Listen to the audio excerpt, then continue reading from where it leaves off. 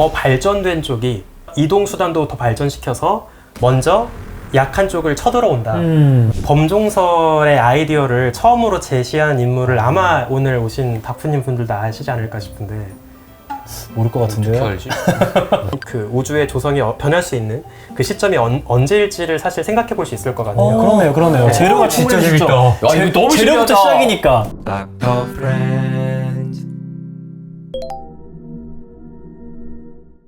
혹시 우주먼지님은 그러게. 외계인이 있다고 맞아. 생각을 하시나요? 일단 저도 너무 알고 싶은 질문인데요. 네. 저를 비롯해서 많은 천문학자들은 어딘가 외계 생명체가 분명히 존재할 거라고 좀 기대하는 것 같아요. 대부분이 좀 그렇게 생각을 하세요? 네, 막연하게 우주가 넓으니까 생명체가 어딘가 있겠지 이런 접근이 아니라 그럼요. 지금까지 우주의 나이가 138억 살 정도가 됐어요. 그리고 우리 지구에서 생명이 탄생하고 진화하기까지 걸린 시간이 얼추 한 40억 년 정도로 보거든요. 그러면 지구에서도 40억 년 정도밖에 안 걸렸으니까. 그리고 지금까지 우주의 나이가 그것보단 훨씬 더 기니까 충분히 시간적인 가능성으로 봤을 때 일단 생명체가 어딘가 충분히 만들어질 수 있을 거다라고 생각하는 측면이 있고요. 또 제가 하나 좀 더 와닿을 수 있게 지금 이 외계 생명체의 존재 가능성이 얼마나 높게 거론되고 있는지를 좀 말씀드리면 좋을 것 같은데 한번 저 따라서 팔 쭉 뻗어 보실래요? 자, 쭉 뻗은 팔 끝에 손바닥을 잘 보시면 그 팔 끝에 있는 손바닥으로 가려지는 좁은 면적의 시야가 있을 거예요. 예. 그 손바닥 하나로 가릴 수 있는 면적의 시야가 지난 최근 10년 동안 천문학자들이 외계 행성을 찾기 위해서 뒤진 하늘의 전체 면적입니다. 이 전체가 우리가 아직 안 본 거. 네, 맞습니다. 이 손바닥밖에 안 되는 작은 면적의 하늘 속에서 지금까지 한 거의 10,000개 가까운 외계 행성을 찾았고요. 그 안에서 지구와 유사한 환경으로 기대가 되는 곳이 적어도 한 100개 가까이는 있어요. 네. 여기 안에도. 네, 맞습니다. 이거부터 이제 천문학자들이 좀 갈라질 수 있는 이야기일 것 같은데 생명체를 위해 필요한 재료나 혹은 생명체가 탄생할 수 있는 방식이 대부분 지구에서와 비슷하게 벌어지고 있을지 아니면 전혀 다른 환경에서 아예 이렇게 갖가지 방식으로 생명체가 존재하고 있을지에 대해서는 굉장히 다양한 해석들이 존재하고 있어요. 그러면 일단은 우주먼지님은 생명체가 그래도 있을 거다. 여러 가지 과학적으로 봤을 때는. 그럼 어떤 상태로 좀 존재할 것 같으세요? 그냥 개인적인 생각. 네. 일단 이건 이제 지금부터는 다 제 개인적인 이거는 뭐 추측인데요. 일단 생명체가 어쨌든 행성같이 지표면이 있는 곳에서 생활을 할 거고 당연히 그곳은 중력도 있을 거예요. 그러면 중력에 대항해서 자신의 신체를 세우고 행동하는 그런 생명체일 테니까 일단 저는 적어도 우리 지구에서 볼 수 있는 생명체들처럼 원기둥 형태의 생명체일 수밖에 없다고 생각을 해요. 원기둥? 네. 만약에 예를 들어서 진짜 납작하게 원 형태로만 존재하는 생명체라거나 아니면 뭔가 공 모양으로 존재하는 생명체라거나 이런 종류의 생명체보다는 우리가 서 있으면 딱 원 기둥 모양에 가깝잖아요. 네, 그래서 원 기둥의 대칭적인 형태를 갖고 있는 그런 생명체가 전 생존에 유리할 거라고 생각을 하거든요. 비대칭적이면 아무래도 이게 효율이 안 나오니까. 그렇죠. 그래서 아마 외계 생명체가 만약에 존재한다 하더라도 그런 큰 틀 안에서는 좀 제약이 있지 않을까 생각은 드는데 이제 생명 활동에 필요한 재료가 무엇일지에는 조금 고민을 해볼 필요가 있을 것 같아요. 사실 여전히 천문학자들은 일단 기본적으로 물은 필요로 할 거라고 좀 기대를 하는 측면이 있습니다. 물은 없으면 안 된다. 네. 사실 이거에 대해서도 일부 사람들은 지구를 보고 이야기하는 고정관념 아니냐. 그렇죠? 물이 없어도 사는 생명이 있을 수도 있다. 네, 가능한 거 아니냐. 그렇게 이렇게 생각을 하시기도 하지만 사실 물이 생각보다 좀 무시하기가 어려운 이유들이 있는데 제가 잠깐 퀴즈를 내볼게요. 우주에서 제일 많은 원소가 있다면 뭐가 있을까요? 우주에서 제일 많은 원소? H. 맞습니다. 수소. 제일 1등으로 압도적으로 많은 게 수소예요. 우주 전체 질량의 75%가 수소고요. 의외죠? 되게 가벼운데. 엄청 많네. 네. 그리고 나머지 25% 중에서도 제일 대부분이 수소 다음으로 가벼운 헬륨입니다. H구나. 네. 그리고 나머지 그 수많은 성분들은 사실 다 극미량에 불과하거든요. 근데 그들 중에서 그나마 제일 많은 게 산소예요. 그래서 우리가 어떤 생각을 해볼 수 있냐면 일단 헬륨은 약간 논외인 게 헬륨은 반응을 잘 하지 않아서 분자 결합을 하지 않고 따라서 분자 결합에 쓰이는 유의미한 애들 중에서 제일 많은 게 수소, 그 다음으로 그나마 많은 게 산소. 산소군요. 근데 물은 오직 수소와 산소로만 이루어져 있어요. 네. 그나마 우주에서 조합하기가 제일 쉬운 재료라는 거예요. 의외로 오. 물이 좀 흔한 네. 흔한 자료 자원이 재료. 그렇네. 사실 천문학자들이 뭐 화성에 가고 다른 행성에 가서 막 물 찾으려고 고생하다 보니까 물이 되게 드물다. 되게 맞아요. 것처럼 느껴지는데 이런 이미지가 있을 텐데 여기서 중요한 건 물 분자 자체는 우주 지천에 깔려 있지만 액체 상태로 존재하는 물을 찾기가 어려운 거예요. 네, 그쵸. 얼어있거나 얼어있거나 기체 그냥 상태로 분재로 있거나. 있거나 그냥 이런 식이니까 그래서 액체 물을 찾는 게 어려운 거고 물 자체는 일단 굉장히 흔한 재료입니다. 네, 막 거의 130억 년 전에 있는 은하에서도 물은 있거든요. 네, 그래서 또 두 번째가 물은 약간 미키마우스 같이 생겼잖아요. 네, 예. 그렇죠. 이렇게. H2O가 네. 이렇게 찌그러져 있잖아요. 네. 그래서 비대칭한 모습을 갖고 있다 보니까 전기적으로 극성을 띠고 있어요. 그래서 아마 실험해 보신 적이 있을지 모르겠는데 되게 재밌는 그 초등학생용 실험이 있거든요. 물 수도꼭지 딱 물 줄줄줄 튼 네. 다음에 뭐 풍선 같은 거 옷에 아, 비벼서 이게 휘는 네, 거. 예. 정전기를 네. 만들어요. 그리고 딱 갖다 대면 물이 이렇게 휩니다. 휘죠. 맞아요. 네. 그래서 물도 전기를 띠고 있다는 걸 이제 보여주는 실험인데 이 극성을 띠고 있다는 게 왜 중요하냐면 결국에 여러 화학 성분들이 물에 녹게 되면 전기적으로 이걸 끊어서 이온으로 만들 수 있어야 더 잘 녹일 수가 있거든요. 그래서 뭐 소금 같은 것도 NaCl로 쪼개지는 네. 거예요. 맞아요. 물 자체가 극성을 띠고 있어서 화학적인 반응이 벌어지게 되게 유리한 그런 무대다라고도 볼 수가 있어요. 야, 물이 엄청난 그거네. 치트키 같은 존재네요, 약간. 그래서 사실 천문학자들은 일단 물, 특히나 액체 상태의 물이 존재하는 행성을 발견하는 거를 첫 번째 그 외계 생명체 존재 가능성을 따지는 이제 기준으로 보고 있는 거죠. 이렇게 들으니까 너무 신기하다. 신기하다. 네. 근데 좀 궁금한 게 만약에 외계인 존재가 있다라고 네. 한다면은 삼체를 보면은 네네. 그 문명 간의 어떤 그 격차 네네. 그리고 정말 앞선 문명이라 하더라도 오는 게 너무 어렵고 시간이 걸려가지고 결국에는 그게 뒤집혀질 수 있다라는 이론이 있잖아요. 네네. 그러니까 사실 이게 과학의 격차라는 거는 1000년만 벌어져도 이거는 진짜 뭐 감당이 안 되잖아요. 그쵸. 네. 네. 아, 진짜 너무 날카롭고 좋은 질문인데요. 네. 여기에 대해서는 좀 더 확실하게 예. 과학적으로 답변을 좀 드릴 수 있을까요? 뭐예요? 그래요? 확실하고 너무 궁금해요. 네. 일단 그 어떤 문명이 과학기술을 고도로 발전시킨다고 하면 뭐 철이나 마그네슘 이런 다양한 금속 재료들이 좀 필요하겠죠. 그럴 것 같아요. 네. 그래야 기계도 만들 거고 이런 뭐 반도체도 만들 거고 맞아. 할 테니까. 근데 이제 문제가 우주 전체로 보면 우주를 채우고 있는 다양한 철, 마그네슘 같은 무거운 원소들의 함량이 처음부터 지금 수준으로 높지 않았어요. 아주 먼 옛날로 가면 빅뱅 직후의 우주가 자연적으로 만들 수 있는 최초의 재료는 기껏해봤자 수소, 헬륨까지밖에 안 되거든요. 그러니까 만약에 우리가 138억 년 전에 가서 그때 화학을 배웠다고 하면 아마 화포자는 없었을 겁니다. 진짜 쉬웠겠네. 수소랑 헬륨밖에 없으니까. 그렇죠. 딱 그 두 개만 배우면 되니까. 목소리나 바꾸고 막. 목소리나 바꾸고 막. 근데 이제 그 사이에 천천히 우주가 진화하면서 그 수소와 헬륨을 가지고 1세대 별들이 만들어지고요. 1세대 별들은 그 가벼운 재료를 내부에서 융합을 해서 핵융합이라고 하죠. 그럼 원래 없던 무거운 원자들을 만들어요. 탄소나 질소 이런 것들이 다 별 내부에서 만들어지는 거죠. 그렇게 만들어진 재료들이 별이 죽을 때 다시 폭발과 함께 우주 공간에 흩어지고 그런 식으로 찔끔찔끔 그 화학 조성이 다양해지게 된 거거든요.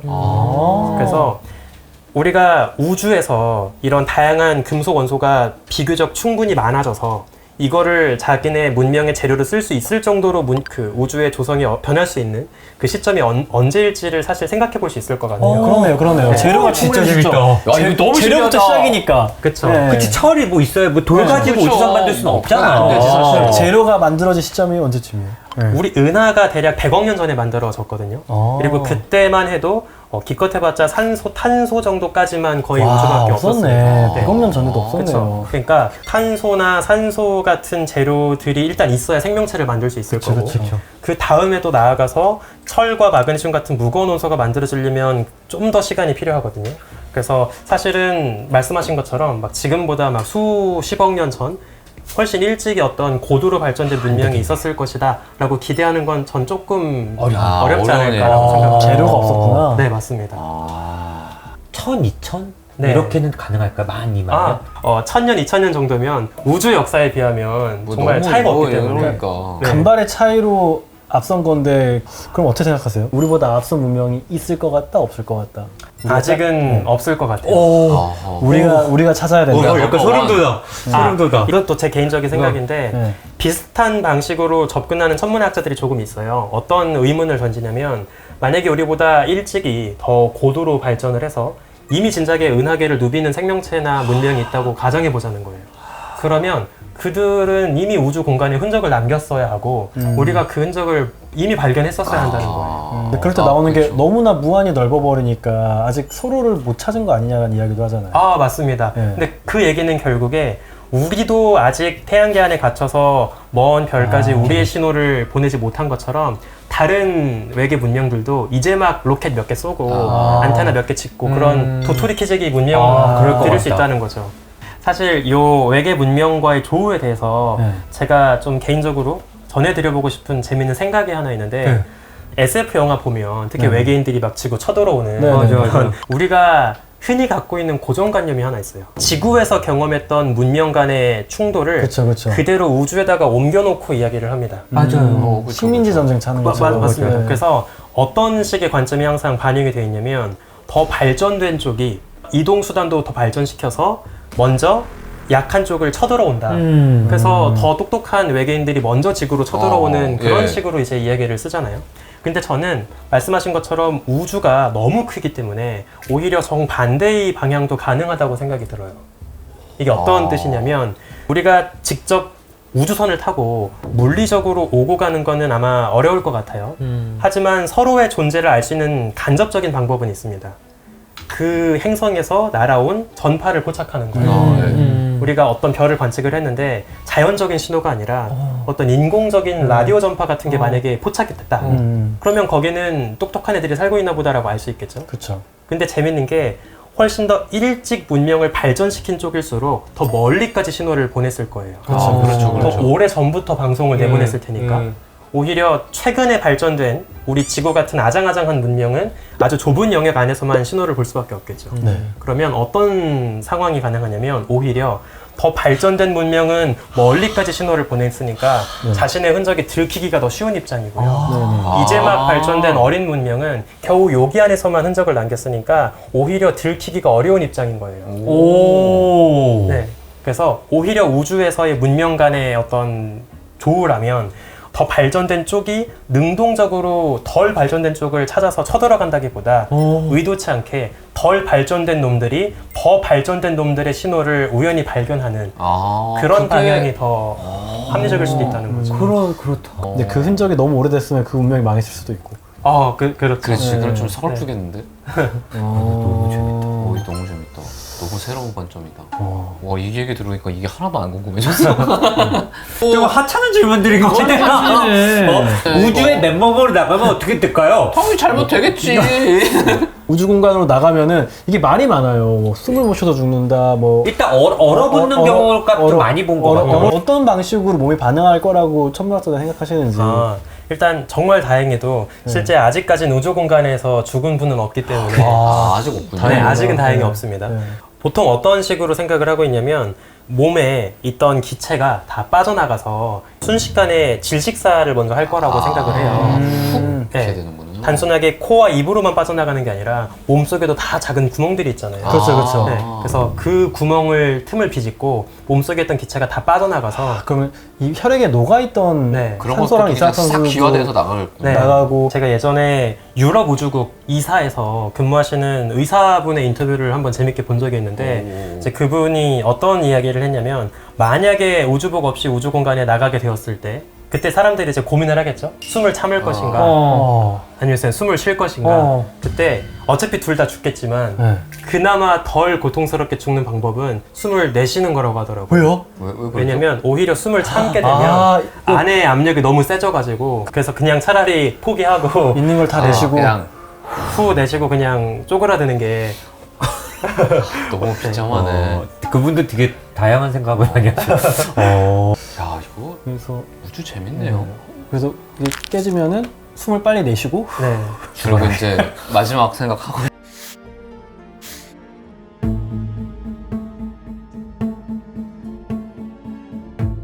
이건 천문학적으로 할 얘기가 너무 많은 이야기인데 그래요? 사실 꽤 흥미롭게도 네. 진지한 과학자들이 이 지구 생명체의 기원을 설명할 때 지구 안에서 찾다가 답이 안 나오다 보니까 지구 바깥, 우주에서 답을 찾으려고 하는 천문학자들이 있거든요. 혹시 범종설이라고 들어보셨나요? 전혀. 이게 어떤 뜻이냐면 마치 민들레 씨앗이 퍼지는 것처럼 바람 타고 날아가듯이 어떤 한 행성에 있던 생명 물질이 거기서 화산이 터진다거나 아니면 운석에 떨어져서 파편이 날아간다거나 그렇게 생명 물질이 묻어있는 돌멩이가 우주 공간에 날아가는 거예요. 그러면 그 돌멩이가 아주 긴 시간 동안 우주를 떠돌다가 또 다른 별이나 행성에 떨어질 수도 있겠죠. 그러면 거기에서 그것이 또 재료가 되어서 이제 거기에서 새로운 생태계의 씨앗이 될 수 있다. 범종설의 아이디어를 처음으로 제시한 인물을 아마 오늘 오신 다프님 분들 다 아시지 않을까 싶은데 모를 것 어떻게 같은데요. 알지? 프랜시스 크릭. 죄송합니다. 전혀 모르겠습니다. DNA 이중화성 구조 아. 발견했던 사람 중에 한 명. 한때 천문학자 칼 세이건이 네. 그 외계 지적 생명체와 신호를 주고받는 거를 고민하면서 이제 그 유명한 세티라는 프로젝트를 시작을 한 적이 있는데 이제 그때 참여했던 과학자 중에 한 사람이거든요. 근데 이제 그때 그 크릭이 이제 생명의 기원에 관한 가설 중에 하나로 지구 바깥에서 뭔가 날아와서 맞아요. 그게 생명의 기원일 수도 있다. 이제 이런 이야기를 처음으로 하기 시작을 했었어요.